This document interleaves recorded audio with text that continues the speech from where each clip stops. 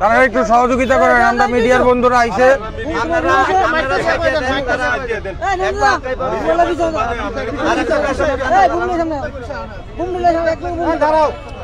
আমরার যারা 10,000 আছে প্লিজ আপনারা সাইড করে দেন, তারা সহযোগিতা করেন।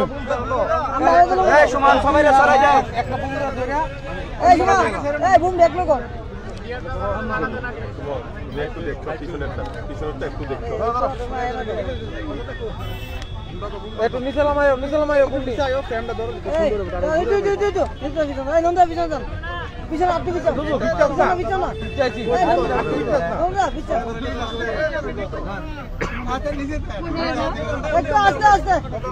কথা কইেন না কেউ প্লিজ।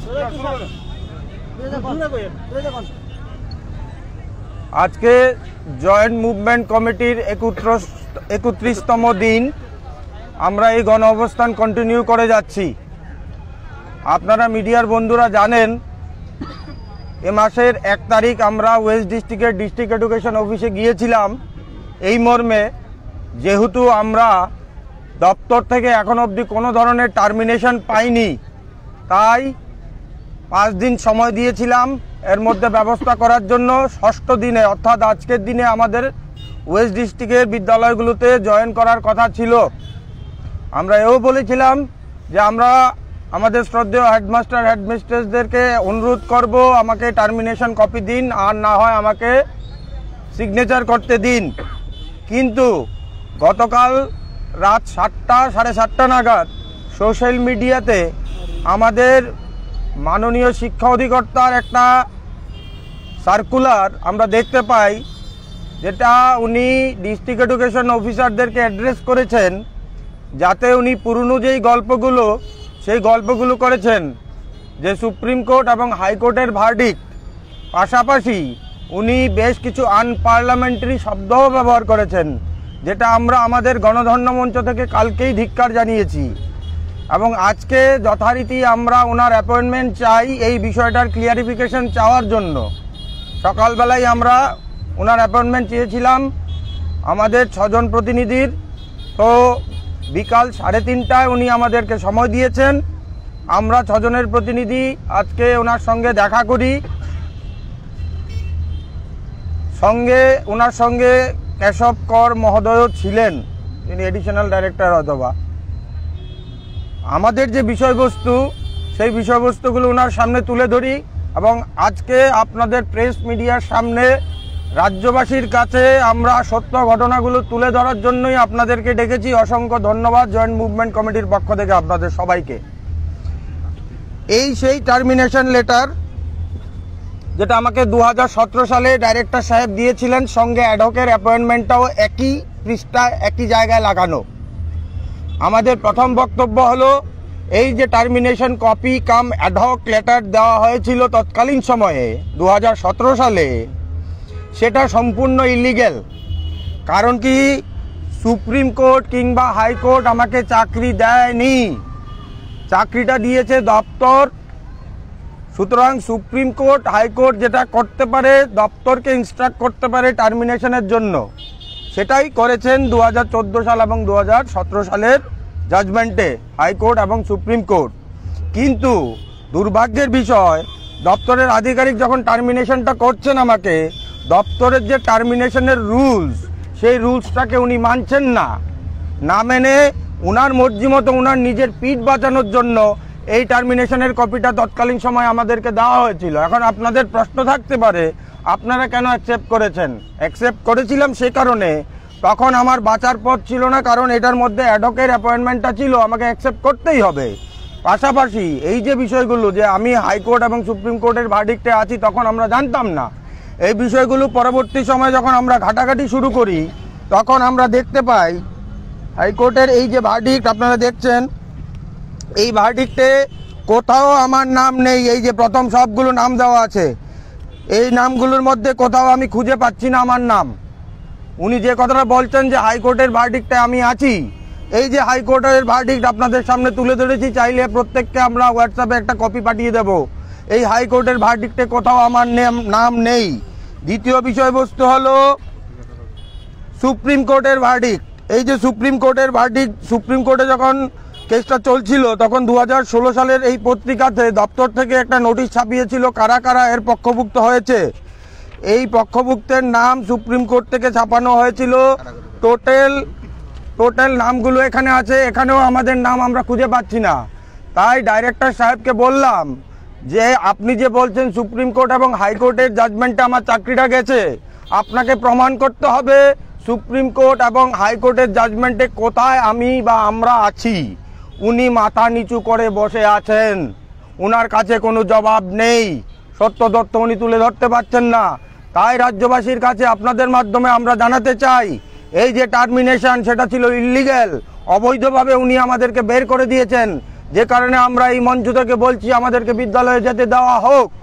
যারা শুধু তাই নয়, সুপ্রিম কোর্টের যে জাজমেন্ট, এই জাজমেন্টের প্যারা 121-এ আছে রিলিফ দেওয়া হয়েছিল হাইকোর্ট থেকে। তারপর প্যারা 122-121 রিলিফের মধ্যে আছে। তারপর ফিউচার আছে কোথায়? ফিউচার আছে 125 থেকে 127, যেই প্যারাটা আমরা বলছিলাম। এই 127 প্যারাটাকে ওরা ব্যাখ্যা করছে না, রিলিফটাকেই ব্যাখ্যা করছে। প্যারা 127-এর মূলে আজকে আমি ডাইরেক্টর মহোদয়কে জিজ্ঞেস করেছিলাম যে এই প্যারা 127-এর ব্যাখ্যা কি আপনার কাছে আছে? ওনার কাছে উত্তর নেই।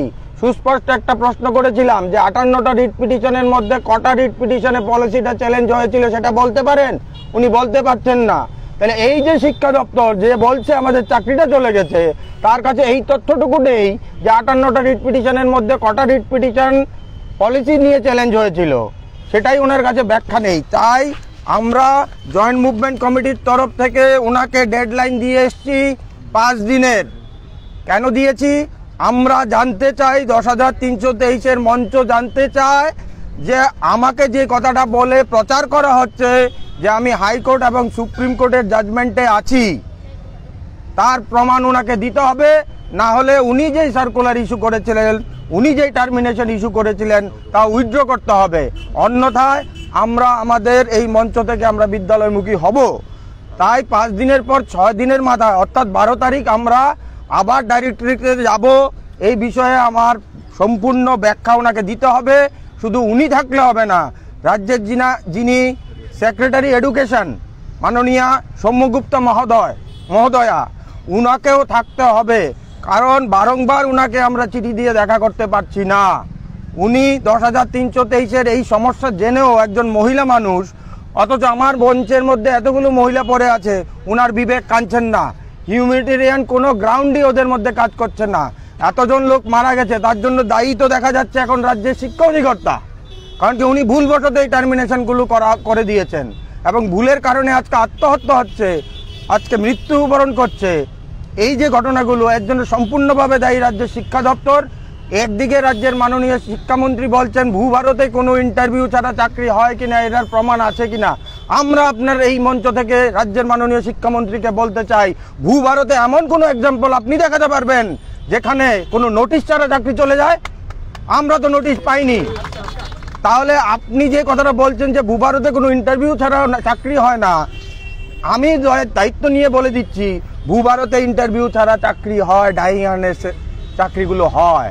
কিন্তু আপনি প্রমাণ করুন যে নোটিশ ছাড়া চাকরি চলে যায় এমন ঘটনা ভূভারতে আছে কি নেই।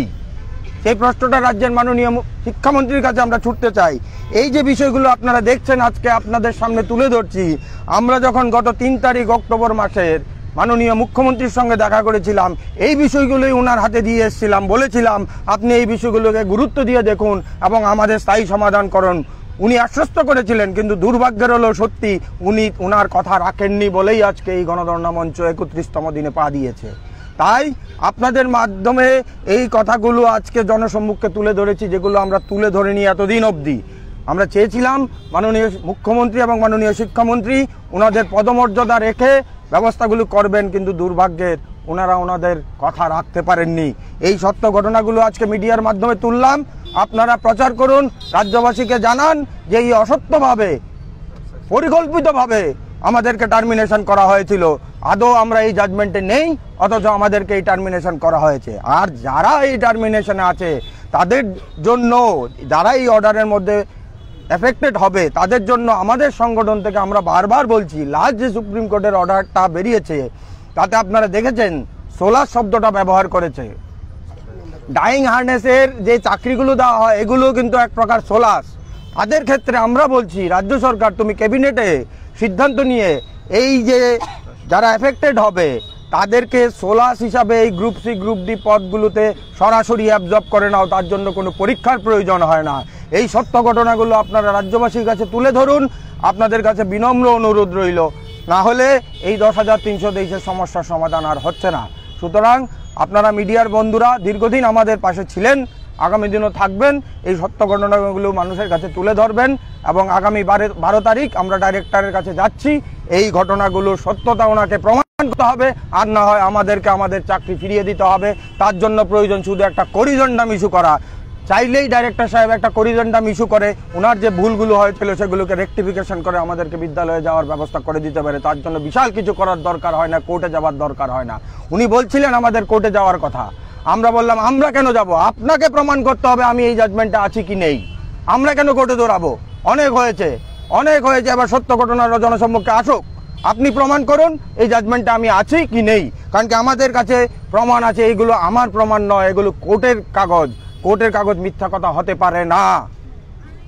অসংখ্য ধন্যবাদ আপনাদেরকে। আপনাদের কোনো প্রশ্ন থাকলে জিজ্ঞেস করতে পারেন। বিষয় হচ্ছে আজকে এখনো সরকারের তরফ থেকে কারুর দেখা নেই, এই বিষয়টা নিয়ে আপনারা কতটা ব্যথিত রয়েছে? 100 বার ব্যথিত। আমাদের দুর্ভাগ্য, আমাদের রাজ্য সরকারকে আমরা এই মঞ্চ থেকে বারংবার বিনম্রভাবে আবেদন করেছিলাম যে আপনারা অন্ততপক্ষে প্রতিনিধি পাঠান, আমাদের সমস্যা না হোক, কিন্তু আমাদের যারা মহিলারা এই মঞ্চে শুয়ে থাকে তাদের স্বাস্থ্য সম্পর্কিত বিষয়টা অন্ততপক্ষে খোঁজ খবর নিন, সেটাও করেননি। আজকে ডাইরেক্টর সাহেব যখন দেখা করেছিলাম আমাদেরকে অনুরোধ করছে এই মঞ্চটা আপনারা উঠান, আর কতদিন এইভাবে অসুস্থ হয়ে যাবেন। আমরা বললাম 150 মিটার দূরে এই মঞ্চটা দাঁড়িয়ে আছে, এই মঞ্চে দাঁড়িয়ে একবার বলে আসুন না, অন্ততপক্ষে আপনার হিউম্যানিটেরিয়ান গ্রাউন্ডটা তো আমরা জানতে পারবো। আপনি তো অমানবিক হয়ে গেছেন, এতগুলো লোক আজকে রাস্তায় পড়ে আছে, অথচ দপ্তর এদিক থেকে 150 মিটার দূরে, সেই দপ্তর থেকে আপনি এসে এই মঞ্চে দেখা করতে পারছেন না। বলছেন কি? বলছেন আমার তো উপর থেকে নির্দেশ আসতে হবে। কিসের নির্দেশ? মানবিকতা কোথায়? হারিয়ে গেছে এই রাজ্য থেকে মানবিকতা। সেই প্রশ্নই আমরা জনসম্মুখে তুলে ধরছি। এ হলো আমাদের অবস্থা। আপনারা মিডিয়ার বন্ধুরা প্রচার করুন, বিষয়গুলো জানান মানুষকে। আমাদের সঙ্গে থাকার জন্য অসংখ্য ধন্যবাদ। একটা বিষয় হচ্ছে 31তম দিন হচ্ছে, আপনাদের যে দাবিগুলি সেগুলো সমাধানের ক্ষেত্রে আপনারা কতটা আশাবাদী? আমরা এখনো আশাবাদী। কেন আশাবাদী বলছি? আজকে যখন মাননীয় ডাইরেক্টর মহোদয়কে আমি এই প্রশ্নগুলো তুলে ধরেছি যে আপনি প্রমাণ করুন আমি এই জাজমেন্টে আছি কি নেই, উনি কিন্তু উত্তর দিতে পারছেন না, ওনার কাছে নেই এই প্রশ্নের উত্তর। উনি এইদিকে যাচ্ছেন সেই দিকে যাচ্ছেন, কিন্তু আমি বললাম যে প্যারেন্টস যে জাজমেন্ট 2014 সাল এবং 2017 সাল, আপনি বলছেন সুপ্রিম কোর্টে আমাকে লিখিত যে টার্মিনেশনটা দিয়েছে ওনাতে বলা আছে যে সুপ্রিম কোর্টের নির্দেশ মূলে আমাকে টার্মিনেট করা হয়েছে, তাহলে সুপ্রিম কোর্টেতেও এই লোকগুলোকেই টার্মিনেশনের এই নোটিশ করেছিলেন। বিনা নোটিশে আমার চাকরি যাবে না, সেটা ভারতবর্ষের আইনটা আমাকে মানতে হবে, রাজ্য সরকারকেও মানতে হবে, শিক্ষা দপ্তরকেও মানতে হবে। তো এই আইনের বাইরে গিয়ে আমাকে যখন টার্মিনেট করা হয়, তার শুদ্ধিকরণের দরকার যদি হয় সেটা ডাইরেক্টরই করবে। আমি কেন যাব আইনের কাছে? তুমি ভুল করেছো, তুমি রেকটিফাই করো, আমাকে আমার প্রশ্নের উত্তর দাও, না হলে তুমি রেকটিফাই করো, করিডন্ডাম ইস্যু করে আমাকে বিদ্যালয়ে যাওয়ার ব্যবস্থা করে দাও। ধন্যবাদ। কোনটা ধরবেন?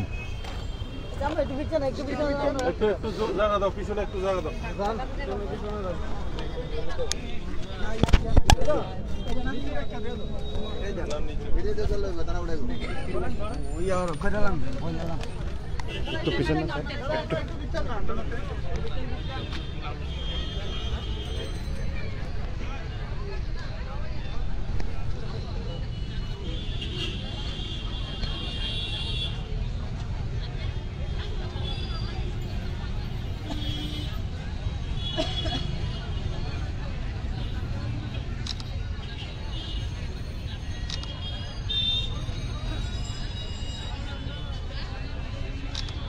আরেকটা বিষয় একটু অ্যাড করার জন্য, উনি আমাদের তপন স্যার, উনি গতকালকে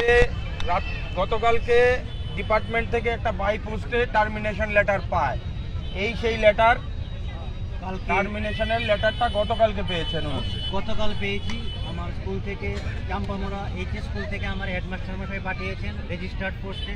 আমি সিগনেচার উইথ ডেট দিয়ে রেখেছি 5/1/2021। ভাইরাস এর মধ্যে আমার নামই নেই টার্মিনেশন লেটার। আমি মাননীয় অধিকার থেকে জিজ্ঞেস করেছি যে কালকে আমি টার্মিনেশন পেয়েছি, এটাতে আমার নাম নেই, আপনি আমার 9 মাসের বেতন রিলিজ করুন। তিনি কোনো উত্তর দিতে পারেননি আমাকে। এ হলো বাস্তবতা, এ হলো বাস্তবতা, এ হলো টার্মিনেশন কপি যাতে কোনো নাম নেই, মানে ইন্ডিভিজুয়াল টার্মিনেশন আমাদেরকে দেওয়া হয়নি। এটা সত্যতা দেখুন, আপনারা সত্যতা দেখুন, টার্মিনেশনে কোনো নাম নেই, কিন্তু ওই ব্যাক ডেটে 31 তারিখে ডেটে পাঠিয়ে দিয়েছে। 9 মাস লেগেছে এই চিঠিটা ওনার বাড়িতে পৌঁছতে। তাহলে এই 9 মাসের বেতন দিক ডাইরেক্টরি, এই 9 মাসের বেতন রিলিজ করুন আপনি। সেই প্রশ্নটা আমরা ডাইরেক্টরের কাছে ছুড়ে দিয়েছি। এটা তপন দেব সরকারের নামে অ্যাড্রেস হয়েছে, কিন্তু এই চিঠির মধ্যে কোথাও তপন দেব সরকারের নাম নেই, মানে ইন্ডিভিজুয়াল টার্মিনেশন কিন্তু কোথাও দেওয়া হয়নি। যেটা আমরা বলছিলাম তার সত্যতা হলো এটা।